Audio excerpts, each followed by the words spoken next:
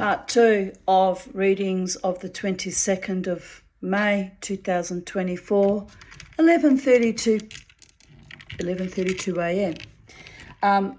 I'm intrepidly going back in for part 2 of this video. I decided I'm not going to let hackers or technological incompetence or stupidity or other people's malfeasances interfere with my process. So I've printed out the remnants of what was on that journal of today's even date, and I'm going to make part 2, and we're going to finish this task because I am a successful, goal-oriented woman. Who knew? Anyway, it just grinds my gears when I can't get things done to my satisfaction. So I'm back in the room as I used to say on Pal Talk days, and I'll continue with our readings. This is from 2016. I can't remember exactly where we got cut off. So I think it was where I was up to the universe provides, and I was waffling on about getting all these bargains in the supermarket, and then we got cut off. So now I continue on, still in 2016, 4:38 p.m. Awake from a dream about starting a coffee shop in a university campus from scratch with a couple of my mother's teapots and German porcelain. Ha ha, it was mayhem. I often have trauma nightmares about all the crystal and china. A lot of it I've sold off or divested myself off over the years and decluttering, but I used to have veritable complex PTSD nightmares focused around China, either having to leave it all behind in some catastrophe, or it was just constantly cycling through my brain. So that's why I wrote ha ha, because it was just another trauma dream, really. Anyway, I continue writing. It was mayhem. My mother, true to form, didn't want to pay me. I was stressing out about serving customers with mismatching china, no till and not enough food. Great dream, but stressful. This is the trouble with me, people, is I'm more awake in my psychedelic dreaming than I am in real life sometimes. And here I posted some photos of my daughter that she'd sent me from, where was she at that point in time? Standing outside a restaurant called Crystal, which we both thought was hilarious. And here I write. Last weekend, my daughter Crystal went to Amsterdam. Here are the photos. I was getting worried as I had not heard, but she sent these through on Wednesday. So relieved to see she is okay. I ate my liver the entire time my daughter was in Europe, in UK and Ireland, and she'd take little day trips to Europe, which was delightful. I'm glad she had that experience, but I was always in a constant state of absolute, worry and distress and fear that something terrible might happen while she was over there, and I didn't have any money, so I feared of something going wrong. How would I go and rescue her? And that indeed was put to the test when she hooked up with some psychopath who gets on Skype and tells me, I've got your daughter, what are you going to do about it? Dumb thing to say to Mama T, am I right? And I said, I'll tell you what I'm going to do about it. I said, have you got a trundle bed under your bed? Or what's a trundle bed? I said, one of those spare beds that you just wheel out for guests. No, he says, I don't. I said, have you got a mattress on the floor, a sleeping bag at least? Oh, no, I don't. I went, well, get ready, boyo. Mama T's coming. I'll be on the next plane. I'll be there in 3 days. And Charlie, he freaked out. He freaked the fuck out. He says, Crystal tells me you have no money. So how are you going to come and get your daughter? I went, I have people. I have ways. If I want to get my daughter, I'll be coming. Be ready, boyo. He was so fucking terrified. He broke up with her 2 weeks later. So he really was a psychopath. I hate to think what he did to all the other young backpacking girls he picked up. Mr. made a habit of that, terrorising young women. Anyway, my daughter found out Mum is very good at calling the bluff. She said, "What would you really have done, Mummy?" I said, "Would have got a loan. I would have begged, borrowed or stealed. I would have moved heaven and earth." I said, "I would have been, if I thought you were in serious danger and that he wasn't just being a psycho and bluffing, I would have been there on the next plane, Crystal." She went, "You know what, Mummy? That was so cool how you had him." Whoops. She said, "That was so cool how you had him on a plate." No, I know how to deal with psychopaths. I was raised by them, Crystal. She forgets that salient fact. Yes. So anyway, but there it was, so much stress and worry I had about her.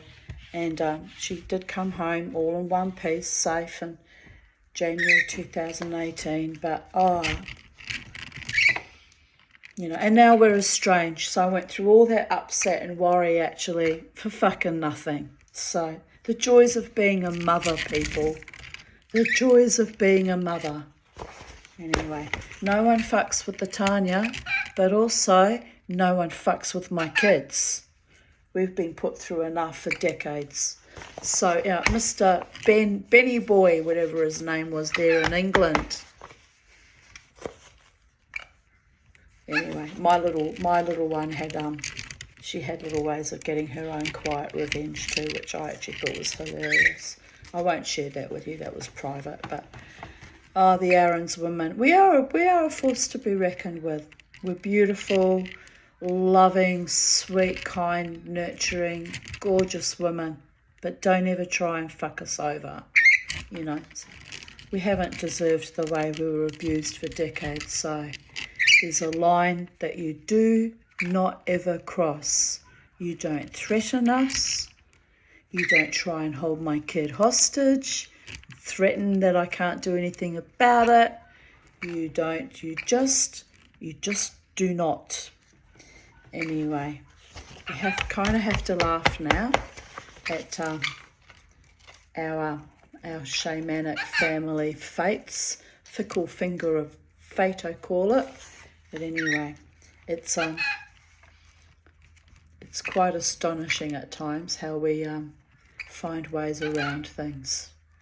22nd of May 2015, by the grace of the gods, by the way, always and forever, the grace of the Holy One in all manifestations. Someone recently, very lovingly, he's a beautiful man and I adore him, said to me, "I love your power, Tanya, but in truth, my power isn't just my own power. I've been blessed and tortured and gifted and re-anointed, and did I mention blessed?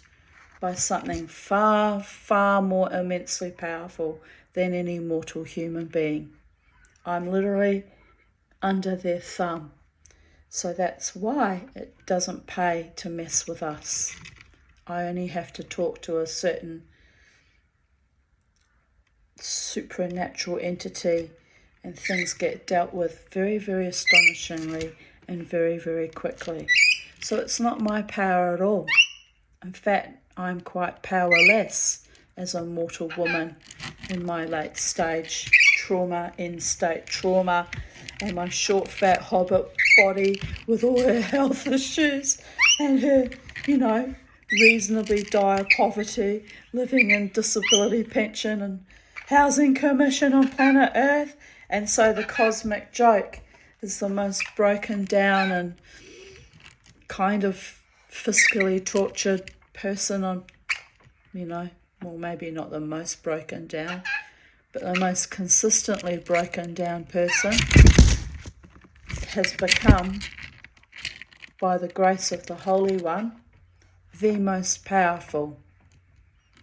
Because there comes a time in everyone's life when you say, enough. It's enough now. What does Art Bell say? I'm mad as hell and I'm not going to put up with it any longer. Oh my goodness, that made me laugh for about a whole day. Actually, I think my father used to use that quote too. It's true though. There comes a time in everyone's life when you just are not going to tolerate any more abuse or bullshit. So, yes, just watching my neighbour looking up at his tree that's been chopped down about 50%. Probably just handed him the bill. That's probably what he's freaking out about. Knowing humans the way I know humans. Anyway, you have to laugh, people. So where was I? Oh, yes. 22nd of May 2015. A long hot soak in Epsom salts, 2 painkillers. Hopefully I shape up for the casino tomorrow night. This is with a bad back, pushing myself out in the world. So yes, like my YouTube videos that are zany, I'm also a bit physically zany too, and push myself to have my dance because it's cathartic for me and healing and joyous and wild and triumphant and at times defiant. And I never found a loving partner out in the music scene, but I lived my best life regardless of how shitty or awful or unwell I felt at times. The only time I didn't go dancing was when I was absolutely laid out and crippled with my back, or if I had something contagious like the flu or a bad cold, or the first and last time I caught COVID. So it is what it is. Nothing stops me, people. I'm like a roller coaster without end. A hurdy-gurdy ride. I just keep riding that frickin' bus, man. Sometimes I want to get off the bus, Gus, but Gus won't let me. He keeps vomiting me back to planet Earth. So there is that. Anyway, here I write. Karen is coming over and we are going out together. Crystal and Mona and Lua are going to be moving her house still and will sleep chez moi. All good. Then on Saturday night, Jared and I will attend the finale of Crystal's show. Then we will have a few drinks and then off to the airport to send my girl out into the big, wide world on a jet plane to Paris, France. So exciting for her. 22nd of May 2014. Woohoo! I went through my vacuum cleaner bag and found my diamond nose stud and another titanium nose ring. I also found a few garnet beads I had dropped. I guess I will never see my 18-carat Italian bracelet or 9-carat gold snake ring I lost at Irish Murphy's though, because if you lost anything, they stole it. They were really that fucking mercenary. But I'm really thrilled to find my diamond nose ring. I was thinking about pricing old diamond earrings, Charlie, at cash converters to get new ones made. Now I don't have to spend the money. My friend Lynn wrote, that nose ring has been lost that many times. And I replied, I know. I thought it was long gone. The Fae keep returning it to me. The diamond is from a ring of my mother's. It's kind of weird it keeps coming back to me. But I am glad. I've still got it. I just don't wear it. I haven't worn it. Actually, I haven't worn it for a few years. I should start wearing it again. But I'm conscious that I lose it and find it and lose it and find it. And one day I might lose it for good. So I just kind of carefully preserve it now. Still in 2014, mopping my floors. You heard it, Lynn. Then I'm going out knowing my foundations are clean. Ahem. Lynn wrote, woohoo, make sure the cats wipe their feet before entering. And I replied, it's very trippy to have clean floors. I went to the pub, so I can't dirty them. laughing out loud. Tonight I watched Anna Karenina, followed by The Tree of Life. Now I feel depressed. Oi, time for bed, I guess. 22nd of May, 2013. Lynn wrote, listening to 4BC this morning, there is another reminder that all those who have a bank account that has not had any activity for 3 years, previously 7, will have to contact your bank who contacts ASIC to have their funds returned. To my knowledge, activity means taking and or putting money into the account and does not include the monthly rollover interest activity. This law was not to have taken effect until 31st of May. However, it seems some accounts have been accessed before then. This includes term deposits. The government takes possession and you also have to prove that the money is yours. It's called stealing, people. Stealing. To date, the banks have been more cooperative, however. It can take 6 weeks for it to be returned after the appropriate forms have been submitted by the account holder and the bank. It is important to spread the word on this, in particular the people who have a nest egg for their retirements, operations, emergencies. Also worthy of note, even if an inactive account is linked to other accounts that you do use, albeit regularly, the government will still make a claim. I am waiting to see if this applies to superannuation that has not been updated, i.e. if a person changes jobs, uses a new fund and does not consolidate. Anyone have any info on this? If not, I'll be seeing the local Member of Parliament and provide an update when I can. I replied, it reminds me of times when people had to paper their walls with money as it was worthless. A wheelbarrow full bought a loaf of bread. I never have any money to bank, but if I did, I would be disinclined to trust the banks or the government anyway. Subsuming hard-working and hard-saving people's money is another sign of the thinly disguised fascism I am seeing everywhere.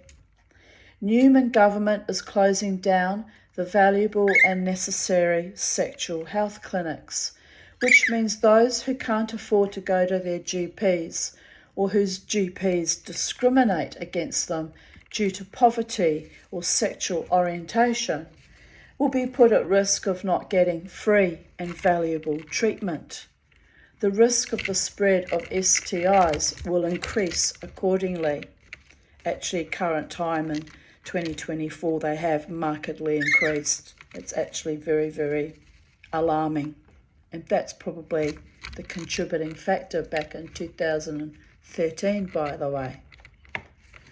We are living in dangerous times when the social mores and sexual protection are fairly defunct, and now we can't rely on government to fund the only resources for many with AIDS or for sex workers to go to in complete safety and confidence.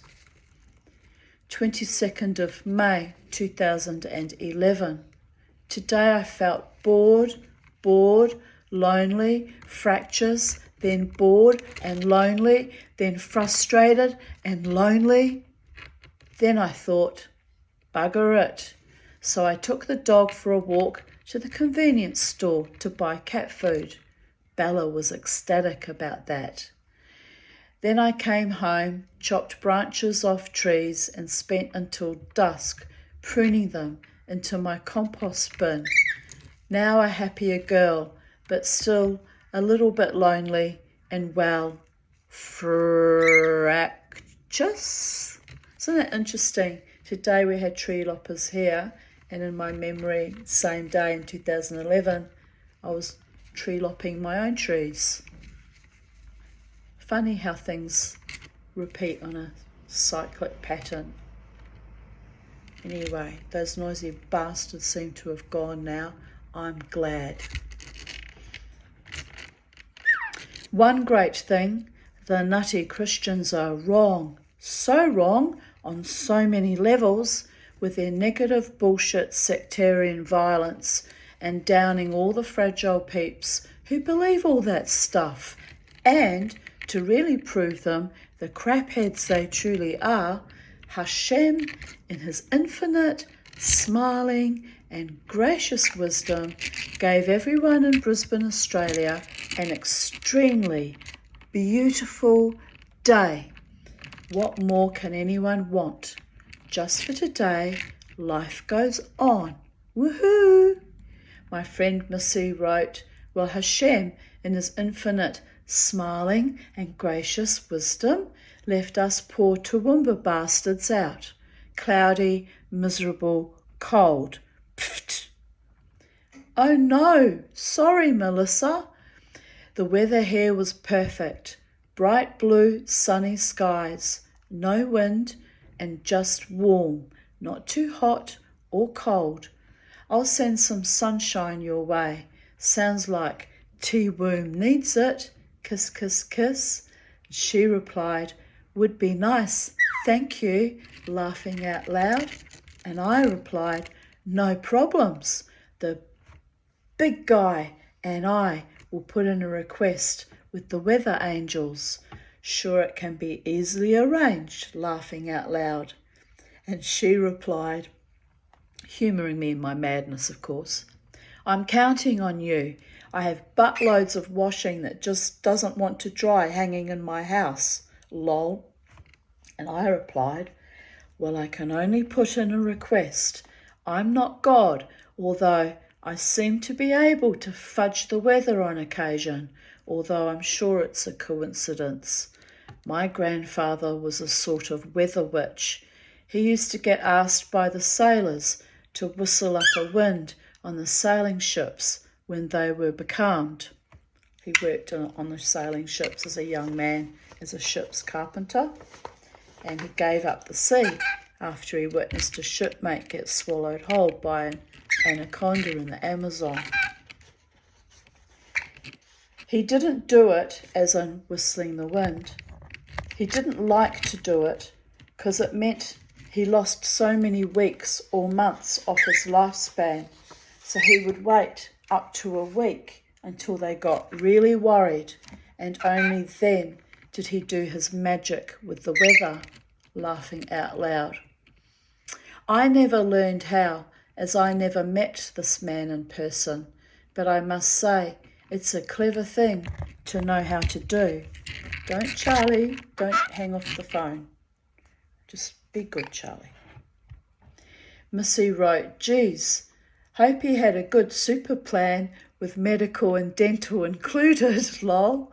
And I replied, I think he got put on the trains to Auschwitz or other camps in Poland, not because he was a Jew, but most likely because he consorted with the Rom pre-1939, meaning the Romani people. They used to park their gypsy caravans all around the streets near his apartment. And I was told that my grandfather was so knowledgeable in the occult or magical practices that he actually used to teach them. They used to come once a year when they were travelling through Hamburg. I'm certain that his association with the Rom was enough to have him sent to a concentration camp to be gassed, as this was the fate of the Rom as well as the Jews. I have no real evidence to support this though, and as I don't know how to contact remaining relatives in Poland, I can't get proof. The last time my mother saw and spoke to my biological grandfather, she was 16 and it was 1943. She threw him out of her family home, well, the apartment they lived in, because he informed her he was actually her natural father, and she never saw him again. A rumour went round that he was sent on the trains, but there's no way of knowing his true fate. So if he perished in the Holocaust, then ironically, all that whistling the wind as a young ship's carpenter at sea really did shorten his lifespan considerably, and it was not even by choice. Missy wrote, "Phew, far out. What can I say to that? It's interesting, but it's a lot." And I replied, "Yup, my mother, who had been quite a negative person in my life for most of my life, she had her good points though, used to get drunk and cry, 'I'm a bastard.' This was back in the day when it was the most enormous stigma to be illegitimate. One day, when she'd been particularly vicious to me, she said it to me, and I just nodded sagely and said, 'Yes, yes you are.' And I truly meant it, laughing out loud. She looked at me, and for once, Gisela could sometimes show a lot of integrity, rare, but it could be plumbed at times. We both burst out laughing. It was very healing. Missy wrote, "Ha ha, go Tanya, cheering for you in retrospect, lol." And I replied, "The truth will out," laughing out loud. "But you have to be careful who you let it out on. It can be something that is hard to deal with," laughing out loud. Update 2022. Some lunatic Christian sect had declared the world was going to end at that particular time. Fools! The world will never end. Life always finds a way, people of Earth. So, thus concludes today's readings of Even Date and my zany family histories and lived experiences and gnosis. I'm glad I came back for part 2 because I wanted to share that with you, and it ground my gears. We got cut off by technological failures on the part of Focal Media. Well, it can't have been Focal Media's technological failures because I printed that out from Focal Media. So I don't know why my laptop wouldn't let me access that site when it was still accessible on my iPhone. But anyway, Mama T fought her way through again, and it inspires me and encourages me that I can fight my way through my market experience on the 9th of June. I really don't like going to the markets, and it's stressful for me getting up early in the morning and all that palaver, but I guess I've got 3 weeks to 2 weeks from Sunday to stress about it some more, and I just have to be super organised and pack everything and make it easier to set things up, because I struggled at the last market at Kilcoy last year. Both Jared and I really struggled, but then we were both very ill and it was an intense heat wave and all the market people were sweating and we were all struggling. But they had lots of people to help them, the people next to us, and Jared and I had to do it on our own, and Jared took a very bad funny turn which I was worried he might die on me, quite frankly.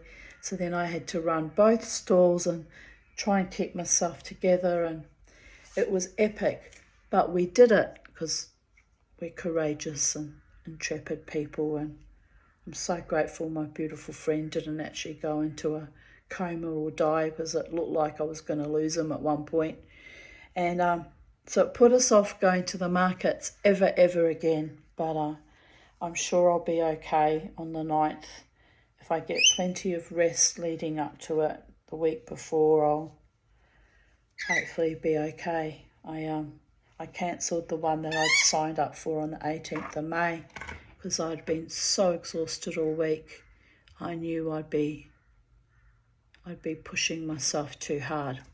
So that's ergo my anxiety about even going on the 9th. But it's paid for. I've bought the square thingy to do the FPOS, payments if anyone should buy from me, Be'ezrat Hashem. And I'm focused and I'm on that journey now. And hopefully I have success this time. At least enough sales to cover the expenses and something left over to inspire me to keep going. Am I right? That would be great. That would be marvelous. But anyway, on that note, have a beautiful day, people of Earth, and enjoy your day and take good care. And bye for now from Sacred Space, Titania's realm, where we're all off with the pixies, but that's okay.